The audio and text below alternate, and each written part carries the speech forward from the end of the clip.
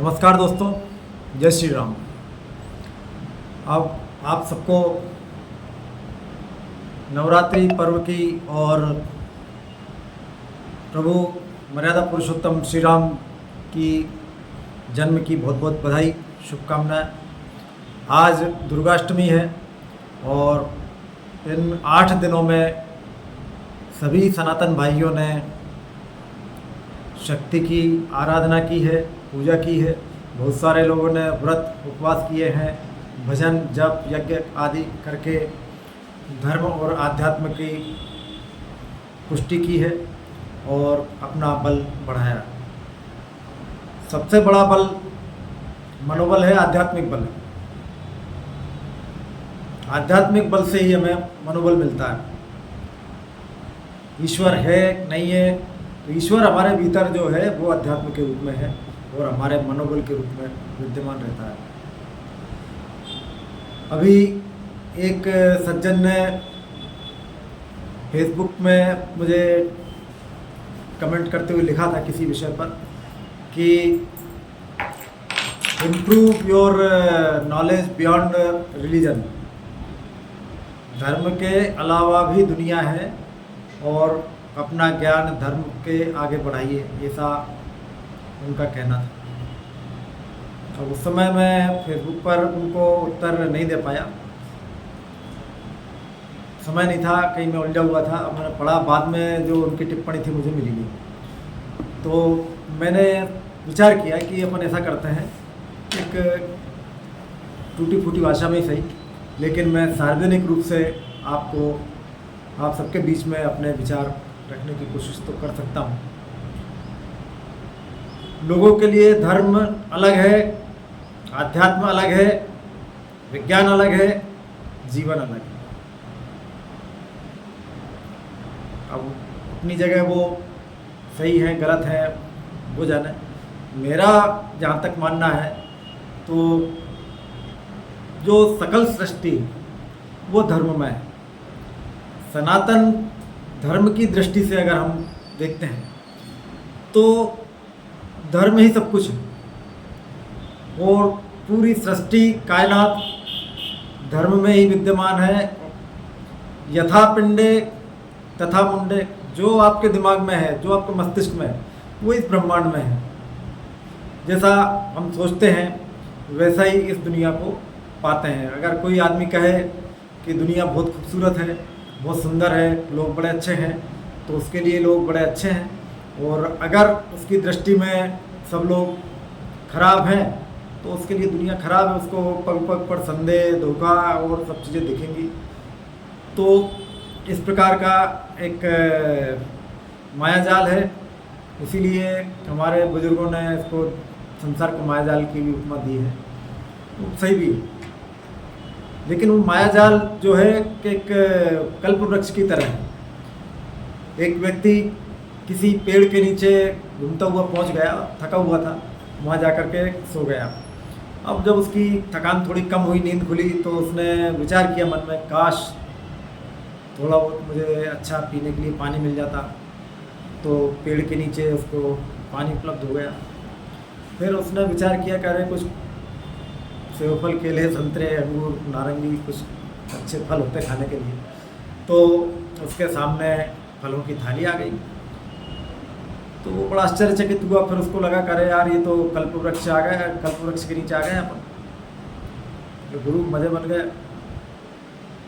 तो कल्प वृक्ष के नीचे वो बैठा था, जैसी कल्पना कर रहा था वैसा उसको फल वहाँ मिल रहा था, नतीजे वैसे ही आ रहा था। तभी उसके मन में एक विचार आया, दुर्विचार कहें, कुविचार कहें, जो भी कहें, एक बुरी कल्पना है कि अरे ऐसा नहीं हो कल्प वृक्ष है कि यहाँ शेर आ जाए और मुझे खा जाए।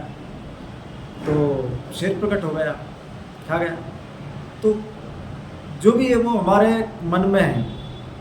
तो मेरे हिसाब से जो सनातन धर्म है, सनातन धर्म कोई किसी व्यक्ति, पुस्तक या विचार द्वारा स्थापित नहीं।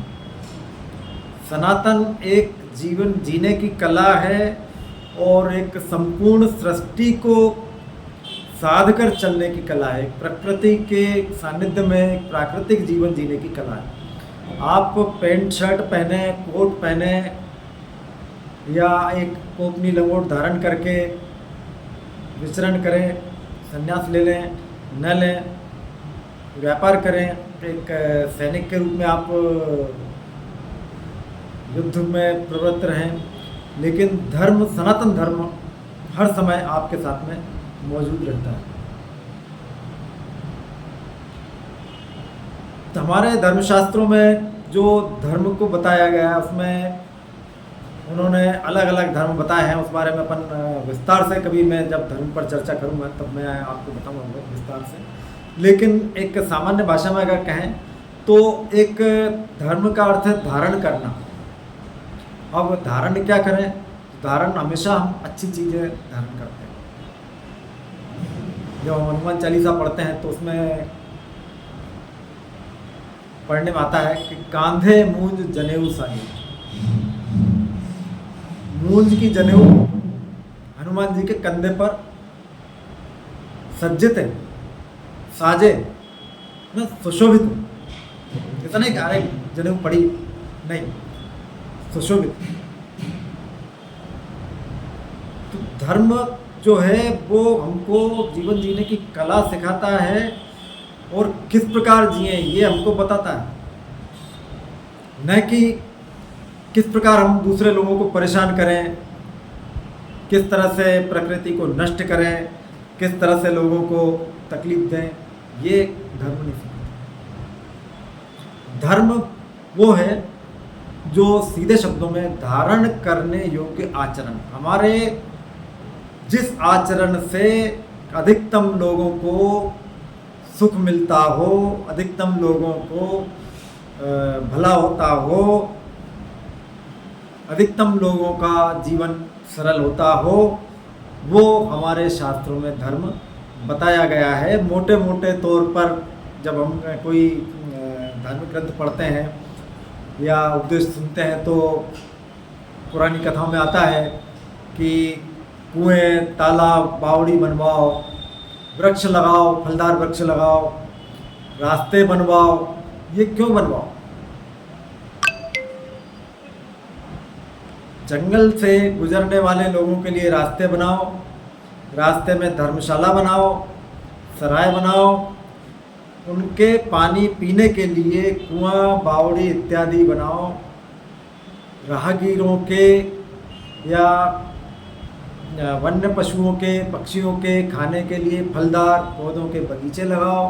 लोग वहाँ आए, वहाँ रुकें और उन फलदार वृक्षों से अपना भोजन ग्रहण करें, आहार लें, कुछ बांध करके घर भी ले जाए। इसलिए आपने देखा होगा जो भी आदमी 50 से ऊपर के हैं और ग्रामीण क्षेत्रों में अगर उन्होंने निवास किया है तो उन्होंने देखा होगा कि ज़्यादातर गांव के बाहर एक कोई बड़ा बाग होता था जिसको हम अमराई बगीचा या जो अपनी क्षेत्रीय भाषा में जो भी कहते हैं वो होता था। उस बगीचे में बारात ठहरती थी, यात्रीगण आकर के ठहरते थे और दूर देश से कोई आदमी अगर आता जाता था तो वो भी वहाँ आकर के रात्रि विश्राम या दोपहर का समय वहाँ आम के पेड़ों की छाया में अपना व्यतीत करता था। और वहाँ से जो जामुन, आम, जामफल वगैरह जो भी फल होते थे उन फलों को खाता था। उन फलों को खाने से कोई आदमी रोकता नहीं था और कोई आदमी पोटली बांध करके उन फलों को अपने घर ले भी नहीं जाता था, उतना ही ले जाता था, एक आध सब्जी लायक या रास्ते में खाने लायक। ये हमारी भारतीय संस्कृति थी और ये मैंने देखा है अपनी आंखों से। जब मैं छोटा था मैंने देखा हर गांव में एक अमराई होती थी, वहाँ बारात रुकती थी।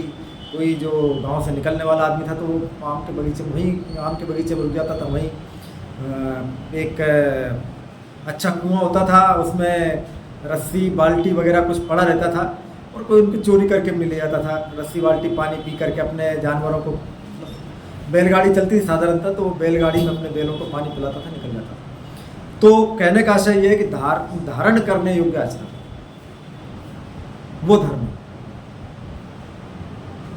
अब आचरण धारण करने योग्य क्या? तो शास्त्रों में स्पष्ट रूप से बताया गया कि जो आपके कर्तव्य हैं वो धर्म। जैसे उन्होंने बताया अग्नि का धर्म जलाना,